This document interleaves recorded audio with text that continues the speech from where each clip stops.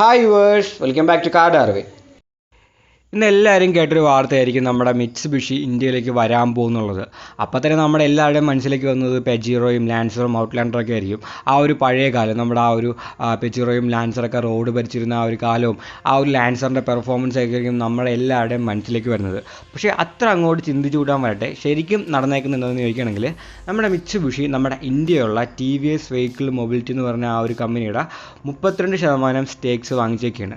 അപ്പം ഈ ഒരു TVS വെഹിക്കിൾ മൊബിലിറ്റി എന്ന് പറഞ്ഞ കമ്പനി നോക്കുകയാണെങ്കിൽ ഒരുപാട് ബ്രാൻഡുകളുടെ സെയിൽസും സർവീസൊക്കെ ഇന്ത്യയിൽ കൊടുക്കുന്ന ഒരു ബ്രാൻഡാണ് നമ്മുടെ TVS വെഹിക്കിൾ മൊബിലിറ്റി എന്ന് പറഞ്ഞ കമ്പനി. അതായത് നോക്കിയാണെങ്കിൽ നമ്മുടെ ഹോണ്ട, റെനോ, മഹേന്ദ്ര, അശോക് ലാൻഡ് ഇതിൻ്റെയൊക്കെ സെയിൽസും സർവീസൊക്കെ ഇന്ത്യയിൽ പ്രൊവൈഡ് ചെയ്യുന്ന ഒരു ബ്രാൻഡാണ് TVS വെഹിക്കിൾ മൊബിലിറ്റി സൊല്യൂഷൻ എന്ന് പറയുന്നത്. നമ്മുടെ ബൈക്ക് ഉണ്ടാക്കുന്ന ആ TVSൻ്റെ കൂടെയുള്ള ഒരു ബ്രാൻഡ് തന്നെയാണ് ഈ TVS വെഹിക്കിൾ മൊബിലിറ്റി സൊല്യൂഷൻ എന്ന് പറയുന്നത്. TVS എന്ന് പറയുന്ന ആ ഒരു ബ്രാൻഡ് നോക്കുകയാണെങ്കിൽ അവർക്ക് ഒരുപാട് ബിസിനസ് ഉണ്ട്.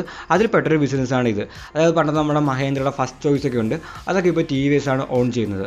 അപ്പം ഈ ഒരു TVS വെഹിക്കിൾ മൊബിലിറ്റി സൊല്യൂഷൻ നോക്കുകയാണെങ്കിൽ ഇവർ ഫാം എക്യുപ്മെൻറ്റ്സ് ഉണ്ട്, കൺസ്ട്രക്ഷൻ എക്യുപ്മെൻറ്റ്സ് ഉണ്ട്, കൊമേഴ്ഷ്യൽ വണ്ടികളുണ്ട്, പാസഞ്ചർ കാറുകളുണ്ട്, അങ്ങനെ ഒരുപാട് മേഖലകളിൽ ഇവർ സർവീസും സെയിൽസൊക്കെ പ്രൊവൈഡ് ചെയ്യുന്നുണ്ട്. അപ്പം ഇതിൻ്റെ ഒരു ഷെയറാണ് നമ്മുടെ മിറ്റ്സുബിഷിയും വാങ്ങിച്ചേക്കുന്നത്. അപ്പോൾ നിലവിൽ നോക്കുകയാണെങ്കിൽ മിറ്റ്സുബിഷി ഇതിൻ്റെ 32% സ്റ്റേക്സ് ആണ് വാങ്ങിച്ചേക്കുന്നത്. മിറ്റ്സുബിഷിയും ചെറിയൊരു ബ്രാൻഡൊന്നുമല്ല, അവരുടെ ആ ഒരു കാർ ഉണ്ടാക്കുന്ന ബ്രാൻഡ് മാത്രമേ നമ്മുടെ ഇന്ത്യയിൽ ശരിക്കും പോപ്പുലർ ആയിട്ടുള്ളൂ. മിറ്റ്സുബിഷിയുടെ നോക്കുകയാണെങ്കിൽ ഫാം എക്യുപ്മെൻറ്റ്സും കൺസ്ട്രക്ഷൻ എക്യുപ്മെൻറ്റ്സും ഇലക്ട്രോണിക്സും അങ്ങനെ ഒരുപാട് മേഖലയിൽ മിറ്റ്സുബിഷിക്കും ബിസിനസ് ഉണ്ട്.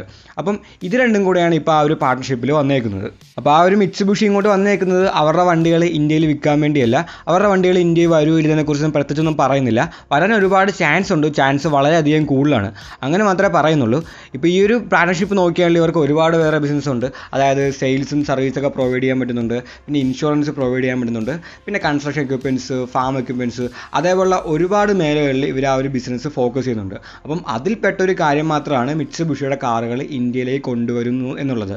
അതിനുള്ള ചാൻസസ് ഉണ്ട്, പക്ഷേ ഇപ്പം അതിനെക്കുറിച്ചൊരു പ്രത്യേകിച്ച് ഉറപ്പൊന്നും പറയേണ്ടില്ല. പിന്നെ മിറ്റ്സുബിഷിയുടെ വണ്ടികളെന്ന് പറയുമ്പോൾ നമ്മുടെ മനസ്സിലേക്ക് വരുന്നത് പെജീറോ, ലാൻസർ, ആ ഒരു റാലി, പെഡിഗ്രി, അതേപോലത്തെ കാര്യങ്ങളൊക്കെ ആയിരിക്കും. പക്ഷേ അതൊന്നും ഇപ്പോൾ ഇല്ല, അതൊക്കെ പഴങ്കഥകൾ മാത്രമാണ്.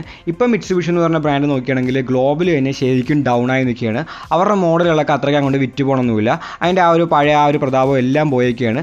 അവരുടെ ഇപ്പോൾ പെജീറോ ആയാലും അതേപോലെ തന്നെ ഔട്ട്ലാൻഡർ ആയാലും ആ വണ്ടികൾക്കൊന്നും ആ ഒരു പഴയ പോലെ ഇമ്പാക്റ്റ് ഒന്നും മാർക്കറ്റിൽ ഉണ്ടാക്കാൻ കഴിയുന്നില്ല.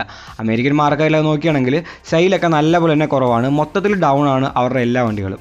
അവരുടെ നിലവിലായ ഒരു ലൈനപ്പ് നോക്കുകയാണെങ്കിൽ അവർക്ക് ഇപ്പോഴും ആ ഒരു എക്ലിപ്സ് ഉണ്ട്. എക്ലിപ്സ് എന്ന് പറയുമ്പോൾ നമ്മുടെ മനസ്സിലേക്ക് വരുന്ന ആ ഒരു പഴയ സ്പോർട്സ് കാറാണ്. പക്ഷേ ഇതല്ല, അവരൊരു കോമ്പാറ്റ് SUV ഉണ്ടാക്കിയിട്ട് അതിന് എക്ലിപ്സ് എന്ന പേര് കൊടുത്തേക്കാണ്. ഇപ്പോൾ അത് വെറും ഒരു കോമ്പാറ്റ് SUV ആണ്.